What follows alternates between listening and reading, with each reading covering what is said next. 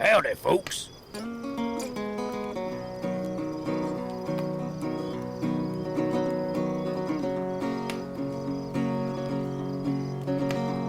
When he was just a boy, he watched westerns with his dad. Those memories of his pa were the best he ever had. He longed for the life of the old west, out on his own and free. So he traded in his beat-up Pinto for a shiny new RV. He's John Wynabego. John Wynabego. He said this town just ain't the same no more, and the people here, they surely don't like me. So he's headed out west toward the sunset to find a place that he can still be free. The life of a cowboy on the road in his gas-guzzling steed, traveling the land in search of souvenirs and helping folks in need. He's John Wynabego. John Wynabego. John Wynabego. John Wynabego.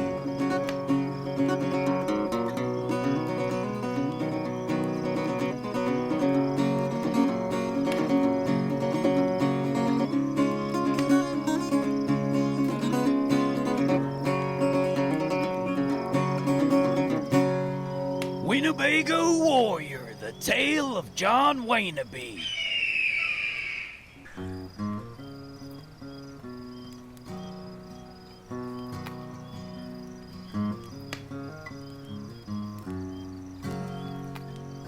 When last we left our intrepid adventurer, John found himself in a heap of trouble as a result of an oath he made to the McCoy family, promising to try to help settle their land dispute with Sam the Deal Baron Wellington. John found himself face to face with Dirty Steve Calloway, one of the Deal Baron's lackeys, and Dirty Steve didn't take too kindly to John's demeanor, so as his way of saying so, he threw his lukewarm coffee at John, ruining his shirt. Hey, you threw lukewarm coffee at me, and you ruined my shirt. At least now you smell like a man. What are you gonna do about it? Well, I tell you what I'm gonna do. I'm a man, and where I come from, men don't disrespect each other in that manner.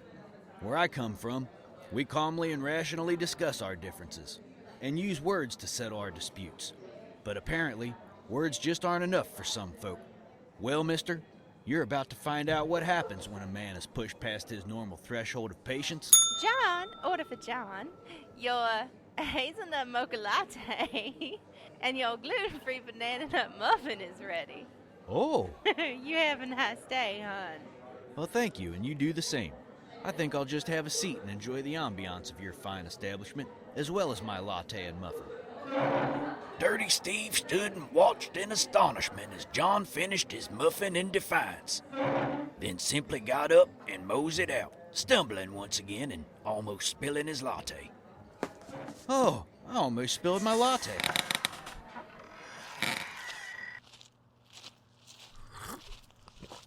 Hatchet McCoy, what are you doing out here in the parking lot standing next to my recreational vehicle? I'm a-shaking my head in disappointment is what I'm a-doing. How could you just back down from Dirty Steve like that? What are you, yeller? I can't believe I put forth the time and effort stowing myself away in the back of that mobile vehicular home of yours. If you ask me, it's unnatural driving your home around like that. Anyways, back to the matter of you being yeller. I'm beginning to suspect that this whole wrath, majesty, and fury thing is nothing more than a myth created by an egocentric, male-driven society, perpetuated to give the idealized image of masculinity. Well, I don't know if I'd call myself the idealized image, and I do work out from time to time. We can't all be expected to be models in an Acromabian fence catalog. Not everyone was born to be on the silver screen. What is attractive to one person may not be to another. You see, it's like my daddy used to tell me. Some folks see a pile of horse manure and think of it as stinky mud, while other folks see it as a beautiful natural process of life. You know, John, can you just take me home? I've had about all I can take of your cowardice and long-winded, meaningless ramblings for one day. And during said ride home, I intend to stare out the window, disillusioned, whilst not speaking to you, due to your yeller ways. come on, we need to get you home. Your ma's gonna be quite worried about you, and that's the last thing that wonderful woman needs. She seemed quite disheveled when I left. Your pa's lucky to have a good, faithful, honest woman like her. Well, you made it clear there ain't nothing to see here anyway. Hope that latte was worth your dignity. Let's go, I reckon.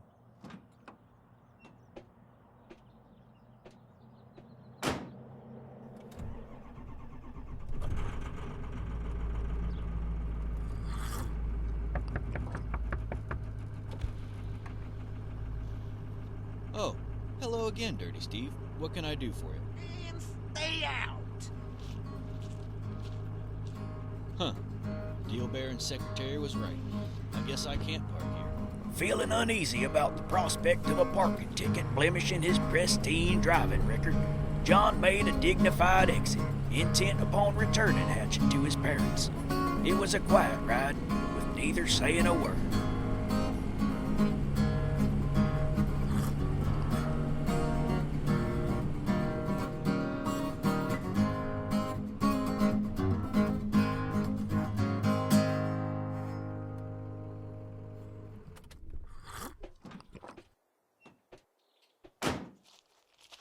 That sure was a quiet ride. Neither of us spoke a word. Yep. Sometimes you don't need words to pass the time or describe the particular events that happen. Sometimes the quiet song of the road and a musical interlude is all you need to pass the time. It's awfully late for your folks to have people over, isn't it? It's the weekly community farmers meeting. It's Paul's turn to host, and incite spirited rebellion against our oppressors. It's probably close to your bedtime, Hatchet. Run on upstairs. I'm gonna peek my head in on this meeting. You ain't my Paul, and I'll be danged if I'm listening to a man carrying a latte. Well, maybe one day when you're old enough, you can have your own latte. Now run along. Not wanting to disturb anyone in the meeting, John quietly made his way into the room and stood at the back of the crowd. I don't want to disturb anybody, so I'll just quietly stand here at the back of the crowd.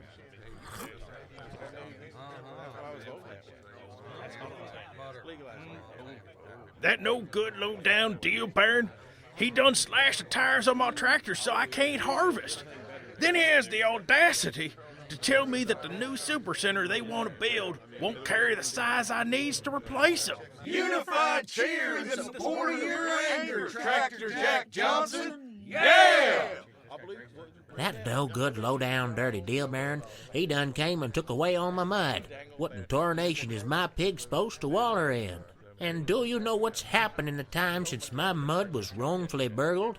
Do you know what's become of my pigs without mud to waller in? They stay clean.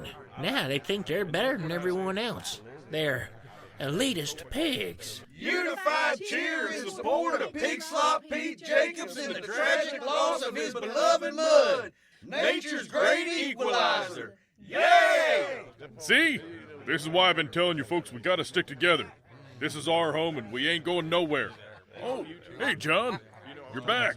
Boo! Hiss! Both boo and hiss! I believe a couple of tisks may be required as well. Tisk, tisk. Tisk, tisk. Admonishment. Now everyone calm down. Lizzie and I asked this man... This brave and handsome man. Oh, forgive me. We asked this brave and handsome man to go down to the Deal Baron's office on our behalf, and well, he was just brave and handsome enough to do so. Ain't that right, John? Well, you see... Yeah, we heard all about that confrontation, if and that's what you want to call it.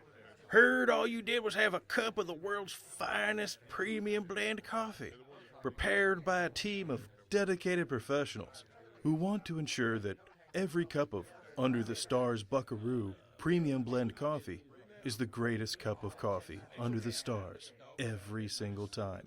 Partner, mosey on in today and let us show you why coffee is better under the stars, buckaroo. Maybe if you were as bold as their coffee, that stain on your shirt would tell a different tale. Oh, I had nearly forgotten about my latte. It is the greatest cup of coffee under the stars, buckaroo. Oh, it got cold. Oh, you mean you don't like the iced coffee? Don't they drink the iced coffee where they come from? Boy. And you didn't even have the courtesy to bring a muffin for everybody. Hey, how do you guys know about that? Which part? The iced coffee or the confrontation? Look, he's trying to computilate us against each other. Do you mean manipulate? That's what I said. What's the difference between you saying it and me saying it? Because when I says it, I use the proper word in the proper context, thus communicating my message and or intent to those to whom which I am speaking. Hey, could you all stop your bickering and somebody tell me how you all know about that? And I said, which part? The iced coffee or the confrontation? Let's start with the confrontation. Now we all seen it. It's all over Facebook. Is that like a digital wanted poster? No, you idiot. It's like this. Mr. Johnson, I got this. You see, John may be a yellow-bellied coward. As a matter of fact, I'm quite sure he is. Yeah, most likely. But what y'all fail to see about this here man is that he treats me like a person, yeller as he is. That says a lot about this man's character. And as a result of our lengthy conversations, mixed with prolonged interactions, I have learned to communicate with him in a language all our own. Now you see, John. And then young Hatchet went on to explain the vast, deep intricacies and the societal impact that is today's social media, telling John how important it is to know what every one of your friends is doing at any given moment of the day, no matter how insignificant that action or thought may be, and in return informing the world of all the boring goings-on of your insignificant contributions to society as a whole. I still don't have the foggiest idea what any of that nonsense is supposed to mean. I've been sitting in front of this campfire out here in the desert for the last 20 years. But hey, I'm old. I'm not supposed to understand any of it, am I?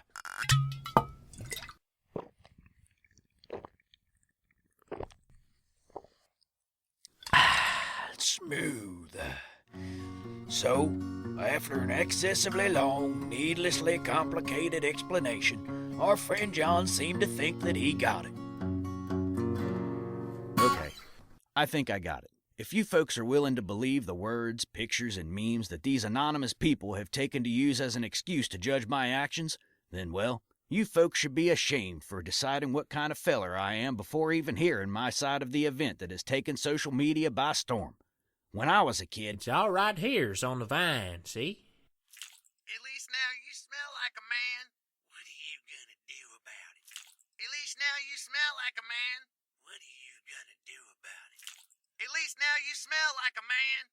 What are you gonna do about it? John, are you just gonna stand there whilst they demean your character and question your integrity? Thought I told you to go to bed, Hatchet. Go on now. Might as well. Ain't nothing down here worth seeing.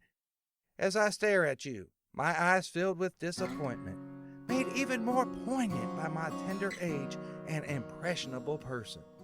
Furthermore, my understanding of the characters and qualities that make a man have been shattered, leaving me in a state of dismay.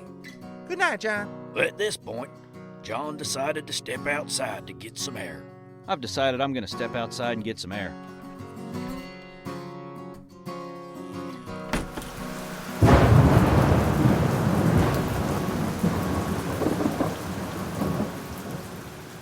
Come on, John. You can't let those people ridicule and intimidate you. Buck up, partner. Buck up, partner. Buck up, partner. Buck up.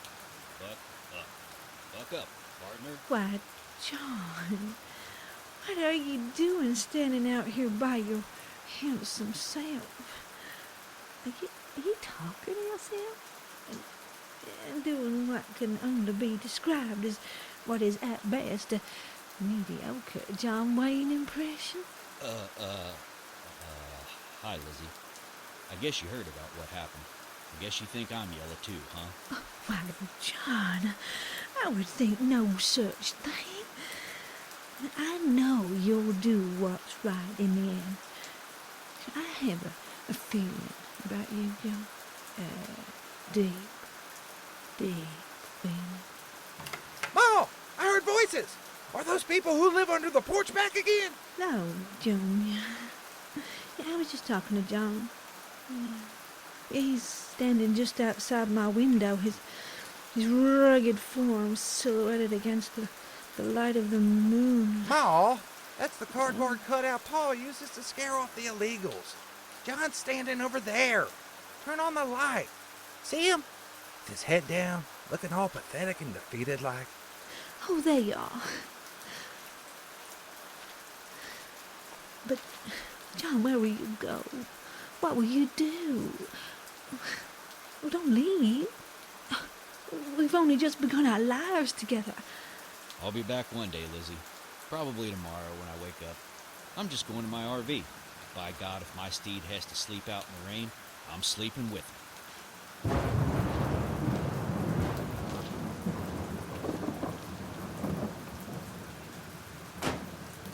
Don't fret over him, Ma. He ain't worth it. Now turn off that light. You know that's what attracts those people trying to live under the porch. No, Junior, I will leave this light on, so that John knows he's always welcome here. All right, but if and those creepy porch folks return, you're cleaning up the mess this time. Good night, Ma. Good night, Junior. Good night, John. Though, doesn't have to be. Will John regain his dignity in the eyes of the community? Could Lizzie be any more desperate for John's attention? And what time will John wake up tomorrow? Find out in the next exciting episode of Wynabego Warrior, the tale of John Wynabego. Wynabego Warrior, the tale of John Wynabego, Eagle Screech, is an audio-oblivious production. Written and directed by Austin Beach and Scott Phillips. Produced by Austin Beach. Music by Todd Freeze. Sound effects by Austin Beach and freesound.org. Starring Scott Phillips as Hatchet McCoy, Mike Jansen as Axe McCoy and Tractor Jack Johnson, Sarah Golding as Lizzie McCoy, Drew Prophet as Dirty Steve Calloway, Dane Leonardson as Pig Slop Pete Jacobs, Miranda Thomas as the barista, and Austin Beach as John Wynabego and me, your narrator. If and you enjoy our show, rate and review us on iTunes. It'll help other folks find us easier. Thanks for listening.